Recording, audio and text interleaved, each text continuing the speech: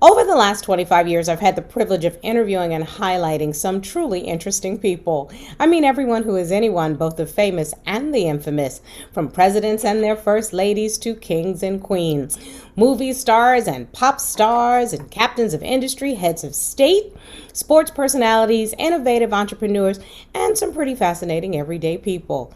Today, I'm proud to introduce you to Angela Schutz, a career coach extraordinaire who is committed to helping individuals prepare for and land the job of their dreams. Okay, Angela, everybody's got their notebooks out because that is one mission in life that lots of us want to hear about it. So tell us about the focus of Driven to Succeed Consulting and the work you do there.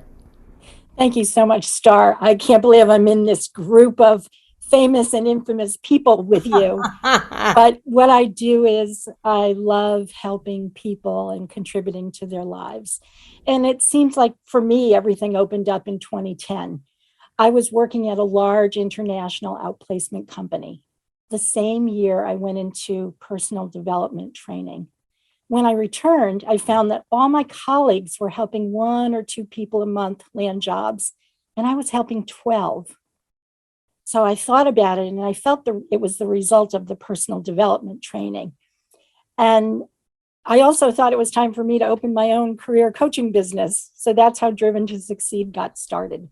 So the coach was being coached, and Absolutely. you realized, with a whole lot more of me thrown in the mix, I could help a lot more people. Absolutely. And I knew the difference was the mindset. And That that's makes what I that makes did. a lot of So, sense. Explain to me about mindset. Tell me what you mean by that. okay.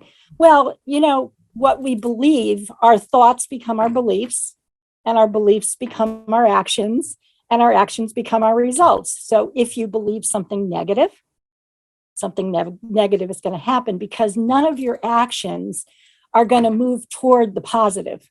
Because, and I get clients that come in my office and say, I'm never going to get hired again. And I'll say, you're right. And they say, wait, you're the coach. You're not supposed to say you're right. And I say, but that's the reality you're creating for yourself.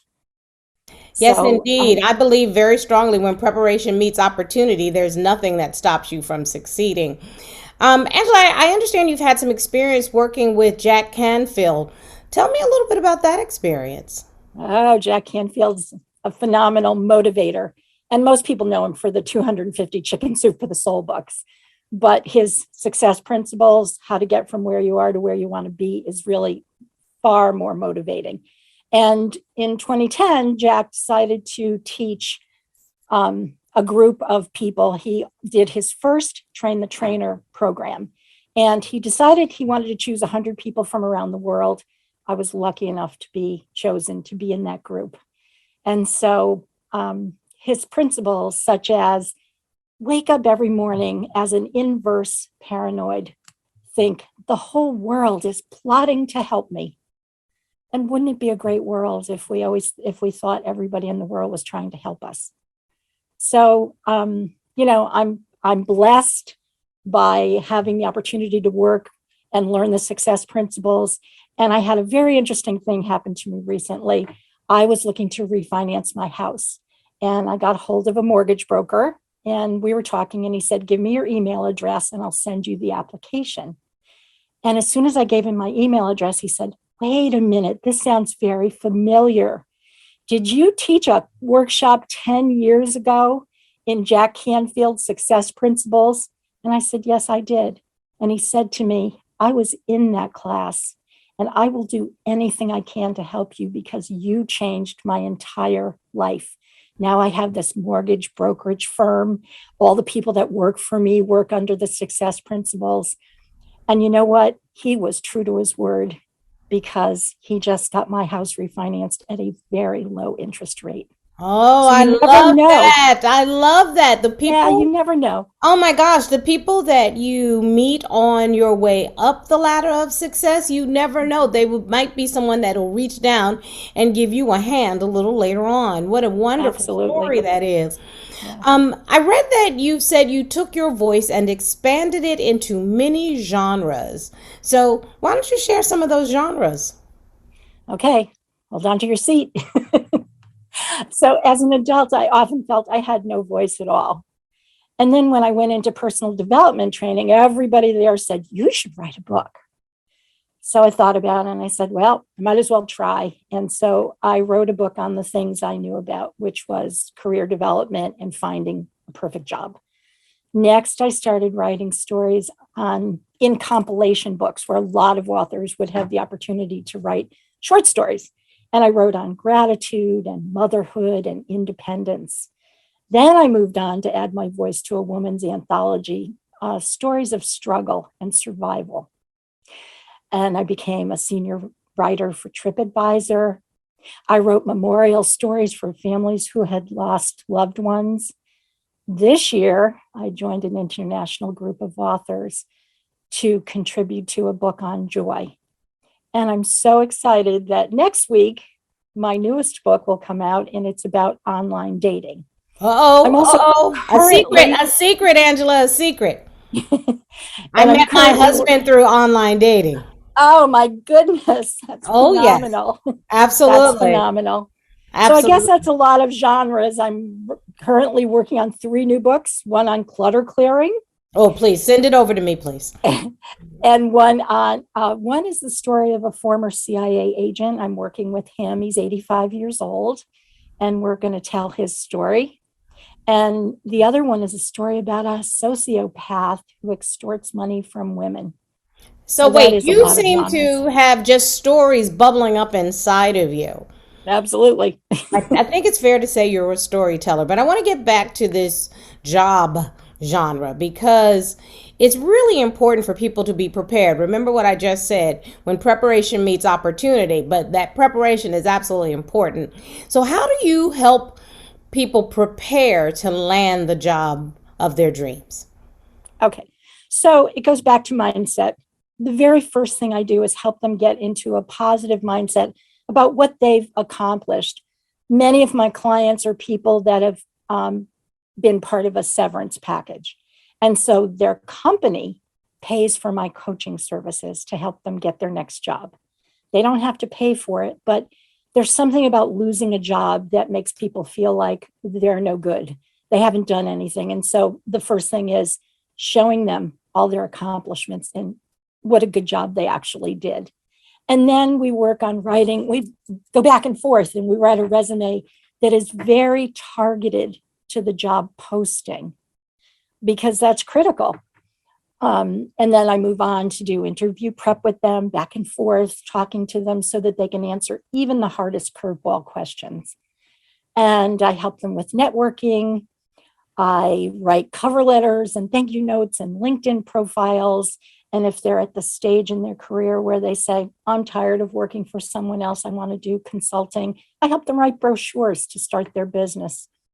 There are just so many things to do. And in the end, when they get a job offer, I help them negotiate something better. So it sounds like a little bit of one-stop shopping for those who are in transition. And transition it can be a scary time, but it can also be an exciting time. Angela, I see that community involvement is also very important to you. Tell me about that. Well, I do a lot of things, but I'll narrow it down. Education has probably been the most important piece of my life, and I'm a big proponent of helping people go back to school. My own education path was horrible. I went to college right after high school, failed miserably, and thought I'd never go back again. Got a job, got married, had a child, and when my son was 12, he looked at me one day and said, Mom, I hope you get a degree before I do. I was horrified. You always want your child to think the best of you. I immediately went out, found the nearest community college and started taking courses. So in the first 2 years, I got an associate's degree. Then I moved on. The next 2 years, I got a bachelor's degree. And the next 3 years, I got a master's degree. And Way to go, Angela. Way to go. Really changed my life. And so 12 years ago, when my mom died, I started a scholarship in her name. And it's earmarked for someone who has had a lapse in education, just like I did. The other thing I do is for the past 11 years, I've been running a group called Dream, Dare, Dance. It's a women's group. And many times when women take on a partner and have a child, they put their dreams on the back burner. They put themselves on the back burner. So the focus of the group is to help women find a dream again for themselves, to dare them to do it. And the dance part is you have a whole team of women that are there to support you and celebrate your success.